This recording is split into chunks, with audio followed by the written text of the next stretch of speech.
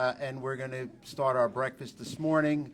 At first, I'd ask you all to rise, and we'll do the Pledge of Allegiance led by our chair, Maura Kiernan. Maura?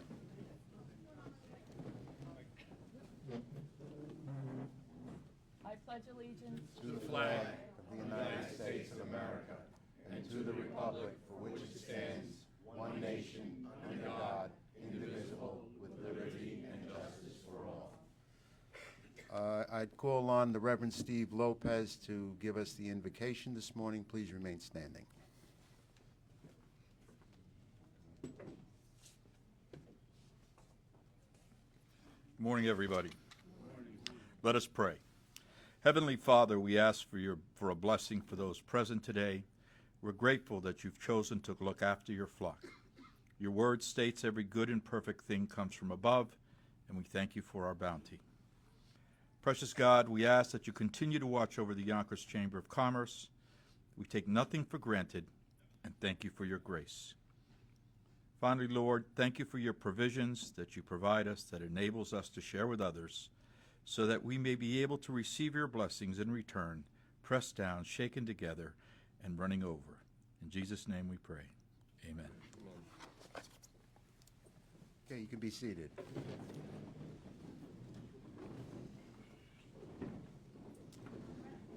Before we even start, I'd like to thank St. John's. I mean, we've been coming here for years.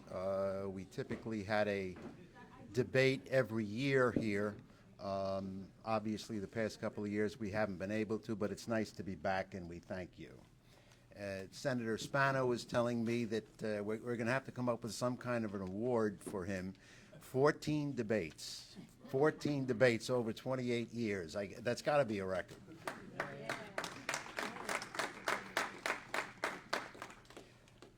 I'll introduce the dais. We have our chair, Maura Kiernan, Councilman Mike Breen, Assemblyman Nader Sayegh, Denise Manassas from the hospital, and our own. Everyone in Yonkers remembers and misses Janine on a daily basis, but Janine Rose, very kind enough to come back.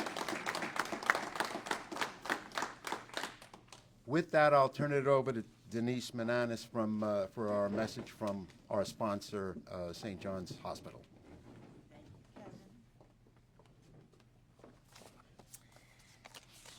Good morning, everyone. Welcome back to St. John's. It is a pleasure to have you all here again. I am Denise Manassas. I am the Assistant Vice President of External Affairs. And one thing that I must do in this role before I do anything else is to thank our dietary department, who worked tirelessly on behalf of our patients and visitors, as well as our security and IT departments for helping to set up this meeting, as well as my own staff who take care of all the logistics and make this possible. And you know, in the time of COVID, this has really become quite challenging for us. So I appreciate all of them very much. They do a wonderful job. And I'd also like to thank Kevin and the Chamber for actually returning to the hospital and coming in and see that it's really not so scary to come back to your community hospital. If you'll bear with me, I'd just like to tell you some exciting things that St. John's is now working on. Over the next 2 years, we are planning a large expansion of our emergency room. This might be good news to some of you who have been a visitor to our emergency room, and we know it is an absolute necessity. So we are looking forward to finally having a new facility that's going to meet our community's needs. We are also making significant investments in the future in our cancer program, and we have been also actively recruiting primary care physicians and world-class surgeons in breast and thoracic specialties. They are located at our Boyce Thompson Pavilion, which is on Executive Boulevard and North Broadway. So know that great stuff is happening. We also are renovating our interventional radiology suite. For those of you who don't know what that is, non-surgical interventions like stents and other kinds of closed procedures can be done in that. And we've had that suite for quite some time, but we are actively renovating it. For those of us who live with some level of physical pain, know that we are also a regional leader in interventional pain management. Our physicians utilize implantable devices rather than pharmaceuticals to lessen pain and improve the quality of life. So if you want more information about that one, because everyone I know wants information about that one, just let us know. You can email info@riversidehealth.org and ask me, and because that comes to me, and I'll let you know who that is. How many of you know that St. John's is the only maternity provider in the city of Yonkers? Right, so I've contributed to our 127,832 babies. I contributed 2. Candace back there on my team contributed 3. Greg, you got 2 in? Okay, so you see 3 there? All right, so St. John's is the place to have a baby, so we've recruited some new OBs. We are looking toward the future in all of these efforts to make sure that the community has both the providers and the services that it needs. But speaking of something that's very dear to all of our hearts is the shortage of people in the workforce. That is especially true in healthcare. And so we have long looked forward to see that this was going to become a crisis, and COVID has accelerated that crisis. So what have we done to try and make that better? Well, we have a medical and pharmaceutical rotation for students with partnering with the Lake Erie College of Osteopathic Medicine. We have both an emergency medicine residency and an internal medicine residency. And we have a new dean for our Cochran School of Nursing, and that dean's mission is to increase the enrollment of the nursing school. So if we are getting people from the local communities and we can keep them working in the local community, that benefits all of us. As I said, we have much to look forward to. We're very grateful to our community for supporting us along the way. They really did, you all did come out for us during COVID, and it was very painful and traumatic to be an employee here during that time. And the love and support that came from the community was really sort of awe-inspiring. It was really beautiful to see. And we thank all of you for coming back today as well. Now, it is my honor to introduce a lady who really needs no introduction, Janine Rose. Most of you remember from News 12. She's currently on WVOX on Mondays, and she has been the historical moderator of this debate. And so thank you for listening and enjoy the debate.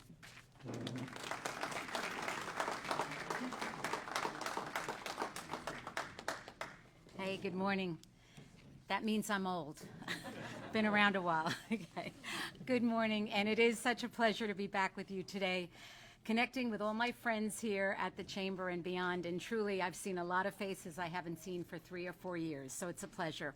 And it is amazing how Denise mentioned how the pandemic has impacted so many parts of our lives, including our ability to gather, even for something as important as a political debate. So today it's good to get back to some form of normalcy and to provide a forum for the business community to hear from both of these very qualified candidates for the New York State Assembly, the Democratic incumbent, Nader Sayegh, and the Republican challenger, Mike Breen.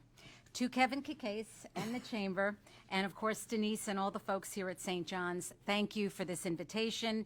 And a little bit of the history, I am dating myself, but the first Chamber of Commerce debate that I presided over, I've told you this before, was back in 1988. 34 years ago. I always say this, I was 12, I want everybody to know that. Maybe teenager, 15, 16, I don't know. And the first debate was for Congress between Nita Lowey and Joe DiAguardi. I know some of you in this room were there. And since that time, the Chamber has hosted multiple debates for various political seats, as Senator Nick Spano certainly knows. He's been at many, as we mentioned. And once again today, our focus is on the state legislature, particularly the state assembly. And on behalf of the Chamber, gentlemen, we thank you both for your participation today. We're going to start this morning briefly outlining the rules of the forum. Each candidate will be given 2 minutes each for opening comments. After the opening comments, we'll begin our question and answer segment. A candidate will be asked a question and will have 2 minutes to answer His opponent will then also have 2 minutes to respond to the same question. We're going to rotate the questions, so the candidates will alternately go first and then second, and we'll only ask follow-ups or allow for rebuttals where we think they really are necessary. We'll allow 1 minute for each candidate on the follow-ups. And when we are finished with the Q&A, each candidate will have 3 minutes for closing comments. So I should mention that the questions have been written and formulated by the chamber members. I will only intervene where follow-up questions or rebuttals seem to present themselves. Kevin is going to toss a coin now between the two candidates. So why don't Mike Nader, why don't you stand up? And the coin toss will determine who goes first and who goes last. So. As the challenger, you tell us. Tails. Okay. Oop, well, there we go. Let it go, let it go. Oh, it's heads. It's heads. So Nader, you can go first, speak first or last, whichever you prefer. First. First, you want to speak first. Okay, and then Mike, you'll speak last. Okay, so Nader is first. Okay. Mr. Sayegh won the coin toss and has decided to speak first, so he's going to begin our opening arguments. Go ahead. Good morning, Yonkers. Good morning, St. John's, Chamber of Commerce.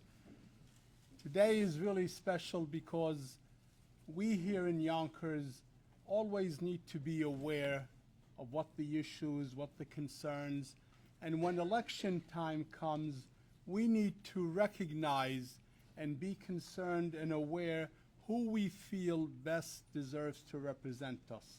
I was fortunate as the incumbent to have been elected in 2018, and I got elected because of nearly 40 years of involvement and experience as an educator, as a school principal, as a Board of Education president, on hospital boards, chairing the Chamber of Commerce, the parks.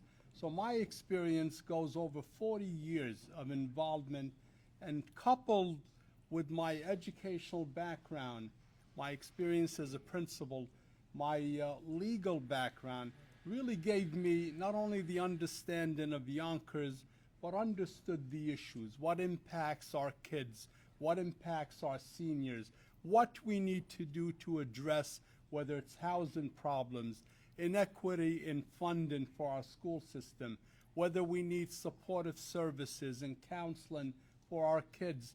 And I took those skills to Albany, and whether co-sponsored or sponsored nearly 2,000 pieces of legislation since 2018. And I took the lead in making sure that public education was well funded. And we nearly increased funding the last 2 years by $71 million. And some of us may say, well, I have no kids in the public school system. Why should I be concerned? Because Reverend Steve Lopez, who's here, understands, and all of us, that whatever we don't get from Albany, Yonkers taxpayers have to pay, whether you have kids in the school system or not.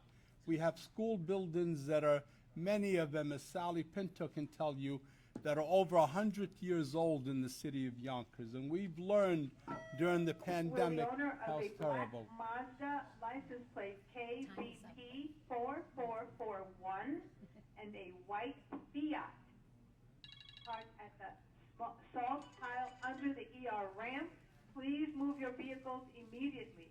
That's the black Mazda KVP 4441 and a white Fiat parked at the salt pile under the ER ramp. Well, but I just wanted to make it very clear. This election, and we've been following the news with the hype, with the division, the polarization in our state and community and the nation, that is being led by radicalism on both ends. And I'm here to tell you, I'm a mainstream resident of Yonkers for over 60 years. I have 5 daughters, all born at St. John's Hospital here. I'm a homeowner, I'm a businessman, so I know what it takes to be what I consider, which is best for all of us, is to have legislation and government that is more mainstream. Extremism on the left or the right doesn't work for us. And today, I know we'll hear about a lot of issues, but keep in mind what our families need when it comes to safety and security and the proper services. Mr. Breen, and we'll give you a little extra time as well. Good morning, and thank you to the Yonkers Chamber for holding this debate. I'm Mike Breen, the Common Sense candidate. I've been a Yonkers resident for 38 years, and I've lived in this lower Westchester area my entire life. I've been on the city council now for 11 years, and I'm currently the minority leader. And I've worked tirelessly in a bipartisan manner with Mayor Spano and all my colleagues on the city council to move Yonkers forward. I'm proud of all my work on the city council. And I believe you chamber members, if you look around, you can see the progress we've made in Yonkers these past 11 years. But there's a big problem in Albany. The legislature is more concerned with convicts than constituents. They called it bail reform, but it created a crime wave. It has to be scrapped. But there's other pro-criminal legislation that has also come out of Albany. They voted for raise the age, and literally 16 and 17-year-olds are getting away with murder. They would like to introduce clean the slate and force businesses to hire ex-convicts. If you want to hire someone, it should be your choice, not a state mandate. They would like to pass qualified immunity to punish our police, and it's already been done in New York City, handcuffing our police instead of the lawbreakers. And now you want to wonder why all these cops are leaving New York City? No way will I let it happen if I go to the State Assembly. And yes, 2 of my children are proud members of the Yonkers Police Force. You know, the parole board now routinely releases cop killers. So whatever happened to life without parole?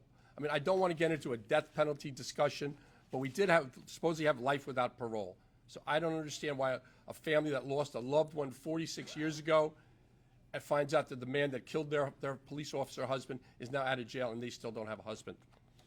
When is enough enough? Violent and career criminals should be taken off the streets. And the primary role of government is to protect its citizens, not the criminals. Albany and my opponent are in denial, and if Albany won't change, then we need to change Albany. Dr. Samarne and Dr. Bobdi, 4436. Working with Governor Zeldin, I'll begin to implement that change. So please send me, Mike Breen, to Albany on November 8th. Thank you very much.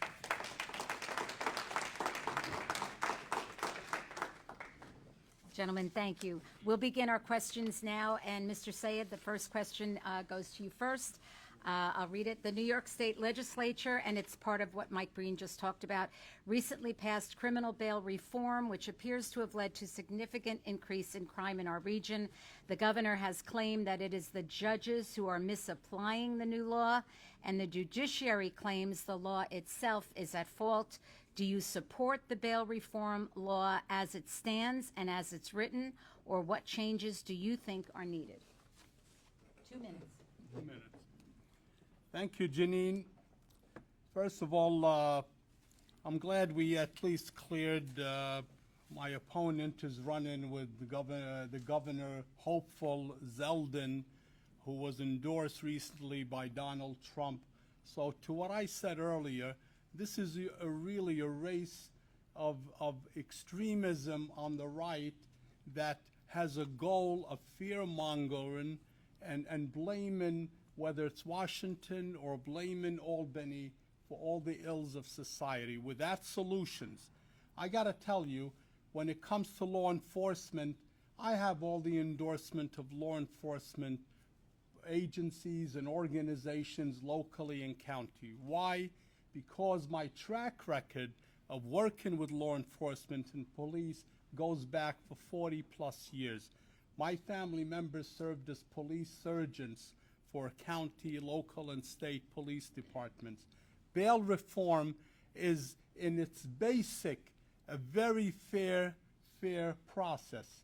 When 2 individuals have a minor crime and individuals that can afford the $250 go home to their jobs and to their families, and someone who can't afford $250 stays in jail sometimes 6 months, that's unfair. Dr. Barry, Dr. Harry Heron, 4436.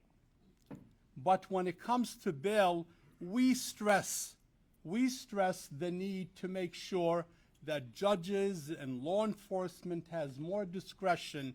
And I was one of the state delegation members when bail reform was first passed to encourage a gathering of law enforcement officials on all levels and also with the delegation. And changes were made to bail reform that made sure we gave more discretion. People will argue that there's a need for more, and I agree with that. And I would continue to lobby for fine-tuning bail reform, but to take away the fairness and equity of it is really wrong. Time, thank you. Mr. Breen.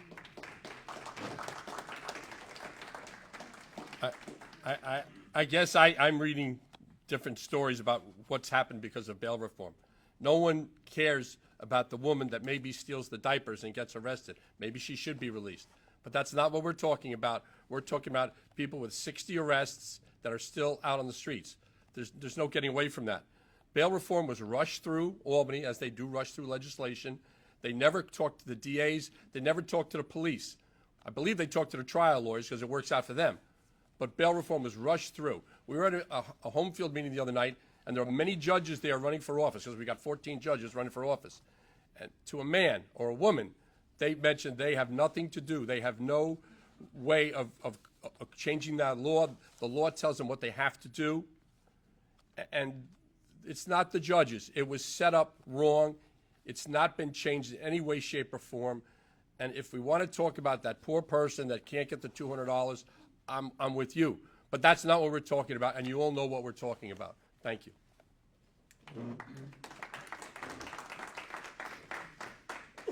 Okay, Mr. Breen, this question is for you first. The construction projects in our city are not able to be served by natural gas unless they are designed to be dual fuel so that Con Edison can cut gas service when necessary at times of peak demand. Newly proposed gas supply pipelines have been blocked from construction in New York State, and fracking is prohibited by New York State law. Do you support the current situation, or would you propose changes to the law to allow for greater natural gas supply and distribution to help our businesses? That's a good one. There was a story a year or two ago after Con Ed put the moratorium in that some poor guy bought a shop in the west side of Yonkers and wanted to cook hamburgers. And I think it was a florist shop. There was no gas. There was not enough gas to cook hamburgers, so he was stuck. The moratorium was a huge mistake, and that was on the previous governor. Then Manhattan, New York City got a gas pipeline just before the moratorium. We were going to get a gas pipeline, and all of a sudden the moratorium went in effect. Con Ed had to react and cut the use of adding new gas service. It's a big mistake. We are awash in natural gas, and we do have a fracking area in upstate New York. Pennsylvania fracks. We should be fracking. Natural gas is a very clean energy. The green people need to take it back and ratchet it back a little. We need natural gas. Wait till we get to electric homes. I mean, I'll talk about it later. We can't afford electric homes, and businesses can't afford to heat apartments with electricity or have dual fuel where they go and use diesel oil, dirty diesel oil, to fire up their furnaces and then when they shut the gas off. It doesn't make sense. We have natural gas. We should be using it. Thank you.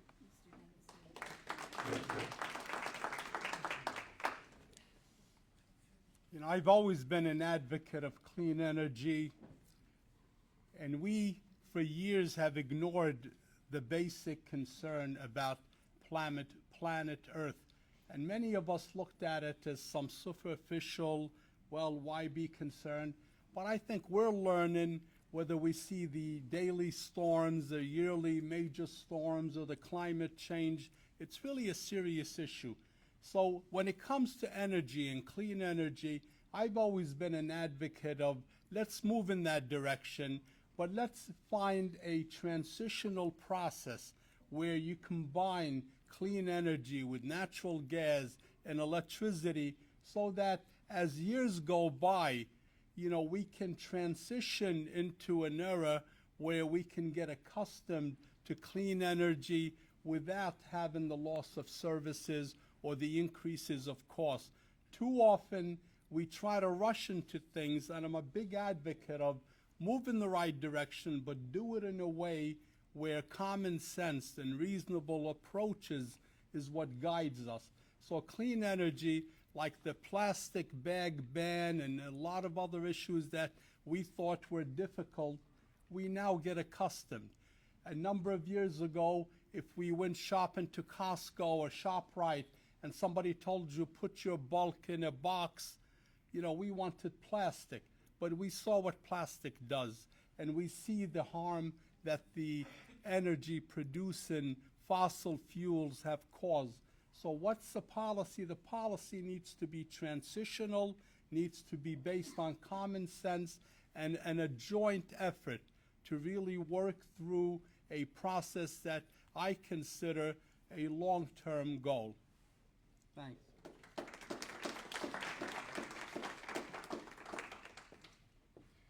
Next question, Mr. Sayegh, you'll answer it first. Proposed congestion pricing in Manhattan is scheduled to begin in a matter of months with charges as high as $23 daily for entering the city with your car below 60th Street. Do you support this concept of revenue raising for the MTA? And if not, how would you propose finding the necessary revenue for needed transit improvements? Thank you, Janine. All of us that travel to downtown Manhattan, New York City, know how difficult it is, especially during the daytime, to go down to Manhattan and sometimes spend an hour to go a 2-3 block area. So I think the concept of finding, you know, a process that allows us to neutralize the traffic jams in New York is a good concept.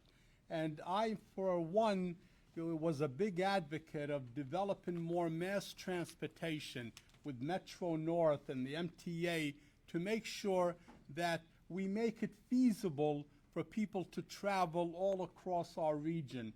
You know, and the plans are in place and the funding is in place that would tie in train service and Metro North and other avenues all across the region into downtown Manhattan. Is it a good thing to try to limit the amount of traffic? Yes. When the plan went into effect, many of the individuals involved looked at it similar to paying a toll over the bridge, a $5, $6 toll. But the numbers that are coming out, the $23, the $24, $25 amount, for me is too steep. And I think, again, there needs to be a transitional process where there needs to be attempts to limit traffic into the city, but let's do it at a reasonable pace. Let's make sure people can afford. The last thing I'd like to see is the economy of New York City, whether the theater industry or the restaurants, because I hear a lot of people complaining, hey, if I got to pay $25 and worry about, then I'm not going into the city. Maybe that's good for Westchester restaurants and businesses, but in the long term, it doesn't do us justice. Let's face the reality that New York City, whether smog or air pollution or traffic concerns, need to be addressed. How we do it needs to be done in a reasonable fashion.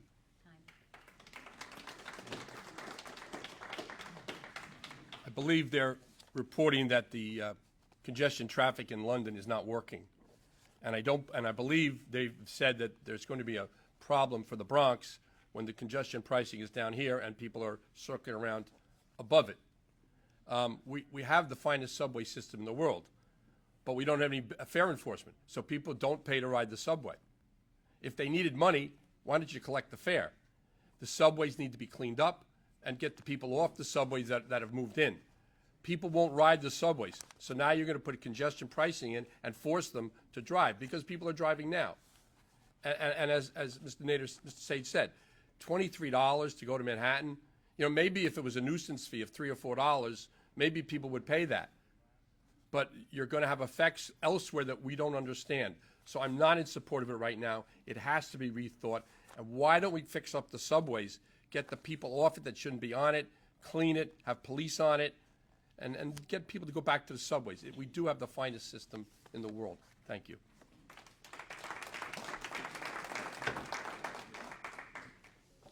It's clear these gentlemen. I'm sorry. Okay, sir. Okay, this, sir, it's a debate. I thank you. It's just a debate. Thank you, but thank you. I appreciate it. All right, we're going to move on to the next question, and it would be for Mr. Breen first. Extraordinary federal COVID-19 revenues have alleviated the Yonkers Public Schools budget through 2023. We, however, are aware of a significant revenue shortfall beginning in 2024 when the COVID-19 funds expire. The Yonkers Public Schools have been shortchanged, as we know, by New York State for many years. What do you propose the state do to correct the situation going forward and make sure the Yonkers Public Schools are funded when the COVID dollars stop coming in? Thank you, Janine. The first thing I would do, if I could, is change the so-called formula and go to per capita. Every state child in a poverty situation should get the funding per capita. We all know the story. Buffalo, Syracuse, Rochester, they get all the money, and we are the stepchild when it comes to giving money out. Yonkers is not a rich city. Yonkers is similar to Buffalo, Rochester, and Syracuse. You know, we talk about the taxes we're going to have to raise. Just to repeat, Buffalo, Rochester, and Syracuse don't pay in property taxes and school taxes what the Yonkers residents of Yonkers pay. So that there's a total inequity. And it's not that we don't have the money. My colleague, Anthony Moranti, has drawn up what we call the river. There's more money going to Albany from Yonkers than ever comes back. And over the last 5 years, it's about $480 million. So we are sending money to Albany. We're just not getting it back.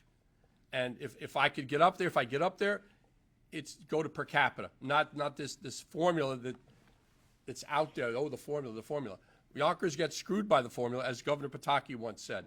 So the money's out there. We just have to get it. Thank you. Well, you know, anybody that knows me and knows my background in education, you know, my goal of going to Albany in 2018 was to fix the funding formula. And it's Nader Sayegh that has legislation to fix that funding formula. We recently restored foundation aid so that we brought back services, support services, counselors, psychologists, social workers, music, art, library, and so forth. The funding formula that's based on the wealth of the county puts us in Yonkers at a disadvantage. And I often say we are a community that is diversified. We have a large English language learners, special ed population. That funding formula must be changed. And I got to tell you, from my term as board president to the present, we increased the amount of funding, especially the last 2 years, by $71 million. That is a huge amount of money that fills the gap. We brought in revenue from Empire Casino, MGM. We brought revenue to the school district to alleviate those problems.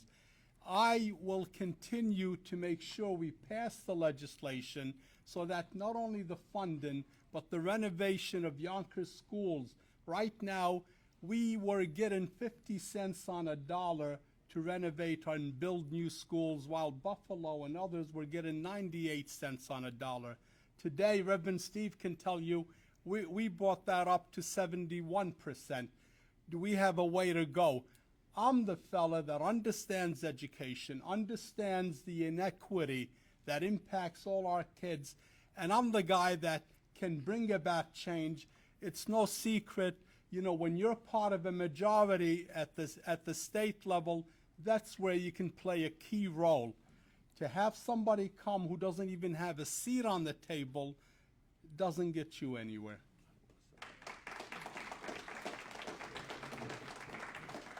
Gentlemen, I'll ask a quick follow-up here. And Mr. Breen, you made the point correctly that Yonkers sends a lot more money to Albany than they get back, particularly those Yonkers Raceway gambling dollars that were supposed to go to education that don't really go there. Everyone mentioned the funding formula, but for years, decades, as we've reported, it doesn't happen. The funding formula has not changed. So if you can't get the formula changed, what is next? A minute for these rebuttals. Go ahead. Well, again, it should be per capita, but I get the point. Yes, we don't know what goes from the MGM Casino to Albany. And we don't know how much money from Lotto comes out of Yonkers that goes to Albany. But if you've ever been to one of these luncheonettes or paper stores, you see people paying Lotto. There's a lot of money going to Albany, then we're not seeing it. If we get table games, and Governor Cuomo had a thing about not giving Yonkers those table games. If that MGM Casino becomes reality, there's going to be a lot of money in play. That money should be going to education. It's going to be a boost when that thing opens. Hopefully it's opening in the near future. The contract or the licensing, by 2023, all the licenses should be given out. So while we've waited this long, it says by 2023 licenses should be given out. So I look forward to Yonkers getting the MGM Casino, and that should be a nice cash flow for the city, and we got to make sure it goes to education. Thank you. You have 1 minute. Being proactive, you got to think ahead. And I thought ahead with Empire Casino and MGM coming in my district here in Yonkers, and the impact that MGM with a table gambling license would have on education, on the region, on jobs, on economy was major. I made it my business to reach out and serve on the Assembly Racing and Wagering Committee. And I can tell you that MGM in Yonkers would be one of the 3 gaming license. And what that does is enhances the revenue for education. Historically, through Empire, $19.6 million came to Yonkers. Right away, immediate discussions, we're talking about at least an increase up to $30 million that would go annually to the Yonkers Public Schools, therefore playing a role in alleviating our budget shortfall. And we will continue to make sure that as revenue increases as a result of sport betting, that education gets its fair share. All of us agree we're looking to make sure if you're a big business and you're coming to Yonkers, to the region, you need to benefit our system here in Yonkers. Next question goes to Mr. Sayegh. New York is among the highest tax states in the country. We are seeing an exodus of many corporations and tens of thousands of high-earning individuals to lower tax states, which of course does not portend well for the future of New York. Please provide some suggestions of policies that can be enacted at the state level to reverse this problematic situation. Thank you, Janine. New York leads the nation. We lead the nation when it comes to social issues and policy and procedures. When it comes to business development, again, the reasonable approach is what I lobby for and I advocate for. When it comes to business, the goal is to keep business in New York State. And the goal is to make sure that it's feasible for developers and investors to invest and stay in New York. Because when you make it unreasonable or you take away the margin of profit they need to operate, you cause concerns. I am a big advocate of making sure we address, for example, housing and affordable housing, but we do so by working with investors and developers to make sure they have an incentive to stay here. Otherwise, we're told by these same individuals and corps that they would go to Texas and Carolina and out of state. So the concern is such where we need to make sure that taxes are affordable. We decrease taxes by $1.6 billion in New York. Many of us that own property in Yonkers and the state have received at least $1,000 in rebates back. This is all part of the initiative to recognize that families, business owners, property owners need to feel safe, and they need to feel that the state is reflective of their concerns, and to give them that tax break so that they can afford their utility bills and housing bills. So that medium is what we in New York need to continue to lobby for, and that is a process that recognizes development, recognizes growth, and works with the developers and investors to make sure that they can contribute also back to the communities. How do they contribute? By making sure there's X percentage of affordable housing, to make sure that they give back to the communities.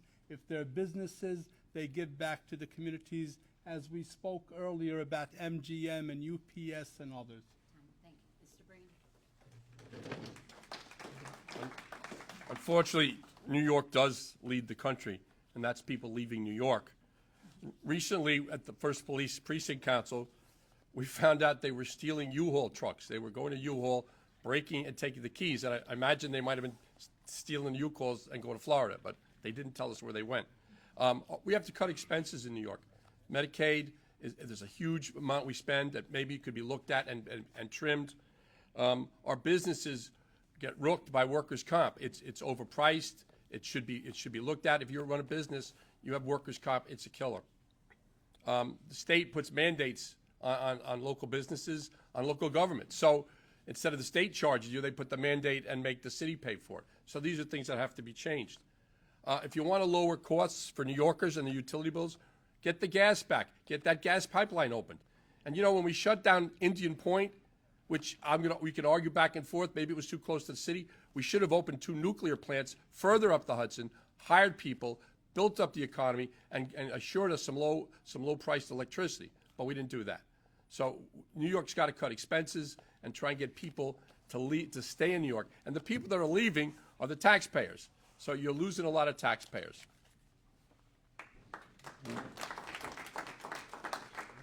Okay, that'll bring us to another follow-up. 1 minute, gentlemen. And Mr. Sayegh, we'll start with you. That's a perfect point about Indian Point.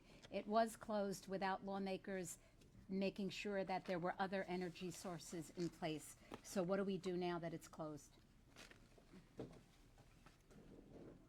I mean, to the point I made earlier, how when you deal with energy, there has to be a process that makes sense. And I've always been an advocate of, you know, if you move in the right direction of clean energy, you need to make sure you have in place the resources to make sure you have adequate energy. You know, I wasn't a fan of closing Indian Point without having things in place. And my position has always been to make sure that we have adequate energy sources, but to move in the proper direction. And moving in the proper direction is to really assure us at this point that we don't rush into a process that keeps us at a shortfall. I mean, this goes back to common sense. This goes back to finding a middle ground where if there is a transitional process, you do so in a way that's cost-effective and reflective of the present and long-term needs of energy. Thank you. Mr. Breen, 1 minute. Well, I did mention Indian Point, so we'll go back to it. Again, I would argue that it's too close to New York City, but there should have been a long-term plan, which there wasn't. So Indian Point's gone. By the way, at the same time we got Indian Point closed down, the gas moratorium went into effect. So we lost the gas. And now there's legislation that he's sponsoring for electric houses. How do you have electric houses without enough electricity? God created the waterfalls. We can't make any more waterfalls. Solar power, there's a problem getting the solar panels. I'd love to get solar shingles on my house. They don't make them yet, or they don't make them that's affordable. Wind power, every time you talk about wind, some group says, we don't want the wind in our neighborhood. So solar, wind, waterfalls, it's not enough. We need another source of power. And it should have been nuclear, and it can be gas, but we can't go forward with this policy that's in effect now.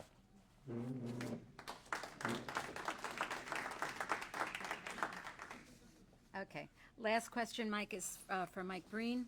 We know that New York homeowners are some of the hardest hit by the SALT taxes, the severe limitations on the state and local tax deductions they can claim at tax time. Although these restrictions were implemented under the Trump administration, Democrats in Washington have done nothing to alleviate the problem, despite election promises to do so. If elected to the Assembly, what will you do to pressure federal lawmakers to act, or at the state level to try and bring some relief to New York homeowners? That's a good one.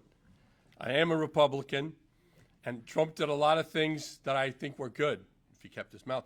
And what he did was salt, and I didn't appreciate salt. Maybe I take it personally.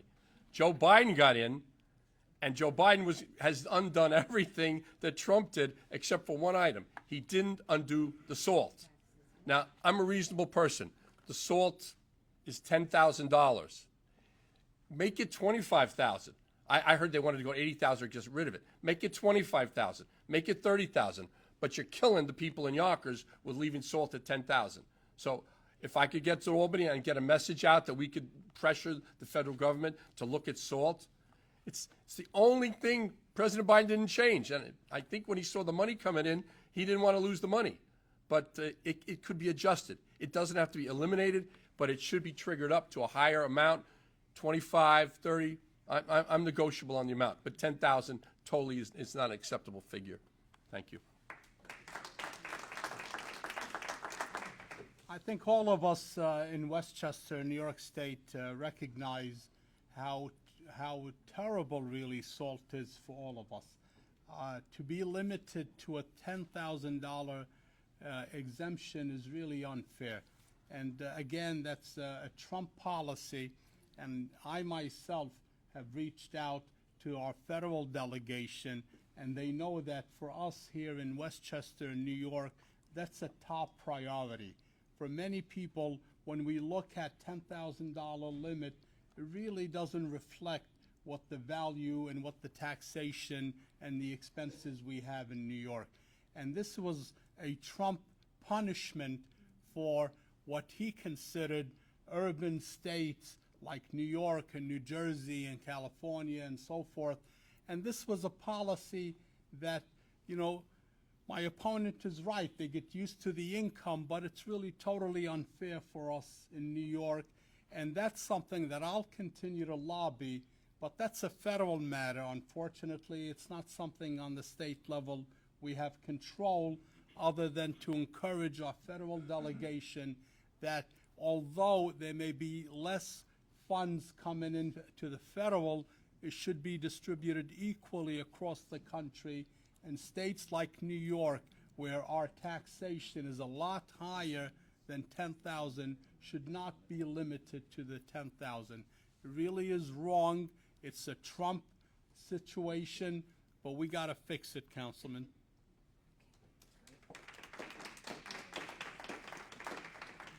Okay, gentlemen, that concludes the question and answer segment. It is time for closing comments. As we mentioned earlier, each candidate will have 3 minutes to close, and as determined from our earlier coin toss, Mr. Sayegh, you begin, and you have 3 minutes. Thank you very much, Janine. I stand before you as nearly a 4-year incumbent, and during those 4 years, a track record of accomplishment, taking the lead, utilizing my educational experience, my service on hospital boards, my understanding of healthcare with many families in the medical profession. I understood, especially during the pandemic, when they were talking about the pandemic in New Rochelle, and we're looking from real results that I was getting firsthand from medical professionals in Southwest Yonkers, that the pandemic was harming us and was creeping on us even worse than what we saw in New York City. We demanded, and the state responded by putting a testing site right here at the Armory. And we went further and made sure when many people were scared to go out in public, I took the lead with my staff, making sure that we address constituent services, whether it's handing out sanitizers, dealing with unemployment claims, dealing with small business applications. We were there. We were open for business. We did not hide away because of fear. We stayed active. I sponsored numerous pieces of legislation that impacted not only Yonkers and Westchester, the entire state. The governor signed a gift card, especially non-expiration. Many of us, they get a gift card and it expires, it doesn't expire no more. I sponsored Sayegh bills and legislation dealing with exemptions on diapers. We talk about the urgency of infant diapers and adult diapers. Yonkers had a 5% tax on diapers. I took the lead with making sure our state constitution has gender neutrality. We took the lead in making sure that healthcare workers were paid proper. We took the lead in making sure $71 million increase the last 2 years in the state budget. That comes from experience. That comes from the ability to reach out and work with local sources. I'm blessed to have had the support and the endorsement of our Mayor Mike Spano, our County Executive George Latimer, our state and federal delegation, our labor unions. We have nearly every labor union, police and fire departments. Why does that take place? Because people recognize that when you send someone up to Albany or to DC or to the city council, you got to look at their track record. You got to look at their commitment and their experience and their background and their ability to deliver, because at the end of the day, each and every one of us want to live where there's quality of life, our families safe and secure. Thank you. Thank you.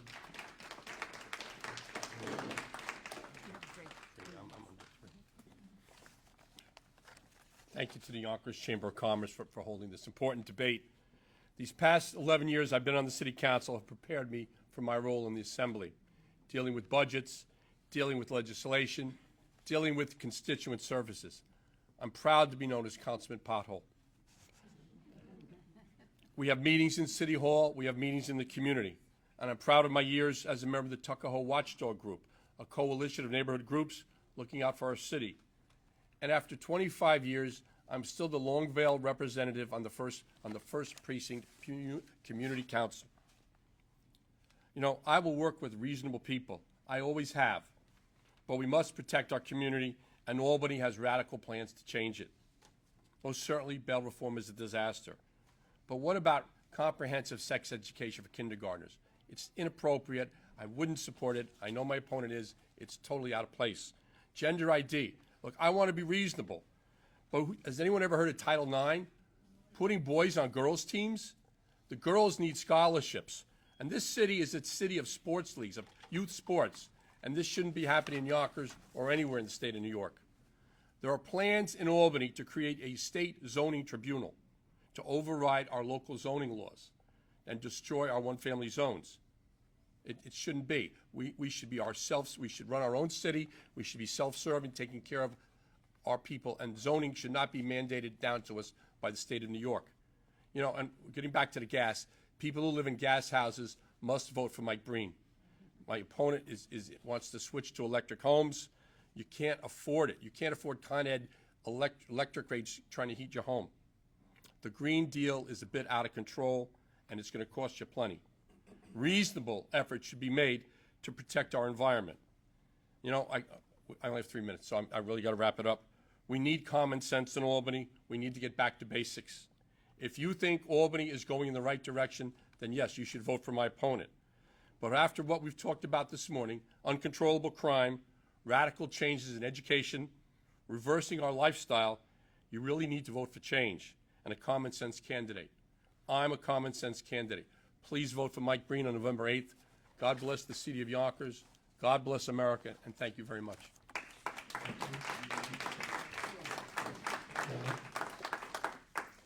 Well, that concludes our candidates forum. I think our candidates deserve a round of applause. I urge you all to continue to stay involved and follow the issues in all the political races leading right up to Election Day, which is November 8th. Please don't forget to cast your ballots. I know this group is going to vote. And I thank you for being such an attentive audience and for once again welcoming me back. And I believe, do I turn it over to Denise and Kevin? Yes. All right, all theirs. Nice seeing you. Before everyone jumps up and leaves, just 2 housekeeping items. If you did not get your parking validation, Please stop at the table on your way out, and also please wear your masks as you make your way through the building. That's very important. Thank you for being with us today. It's great to see you all back. Okay, thank you, Janine, for the excellent presentation as always. Thank you, Assemblyman and Councilman, for your candor and your answers. I mean, I think it's a very good thing that we have debates and we talk about the issues and where our candidates stand. I think it's very important for all of us. With that, I've just got a little business to attend to. Our next breakfast is going to be on November 15th. We're working potentially to be involved with the Joe Piscopo show, which we had tried to do just prior to COVID. We're trying to resurrect that. We'll stay tuned. We're in the middle of it, trying to see if it'll all come together. As important, in fact, more important, our annual dinner, which is going to be a cocktail this year, is going to be on November 16th, and we have the privilege of honoring a couple of individuals that have had enormous impact on our community, one being our Senator Nick Spano, who's here with us this morning,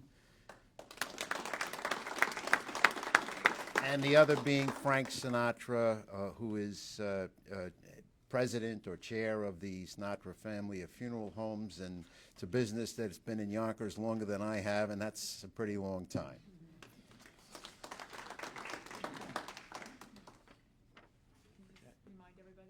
Okay, and we also have on Thursday, October 27th, our Women in Business Committee is having a pocketbook bingo at the Fairways at Dunwoody. It's $55 per person.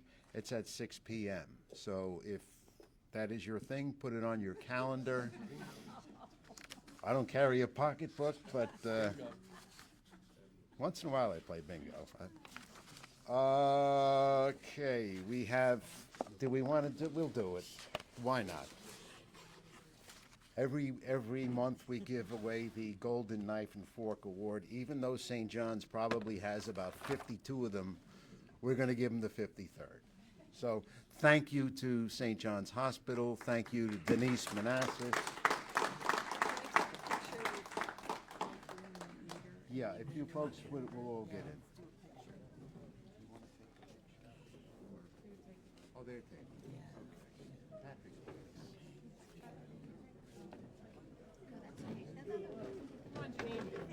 Where are you, Janine? Come on in.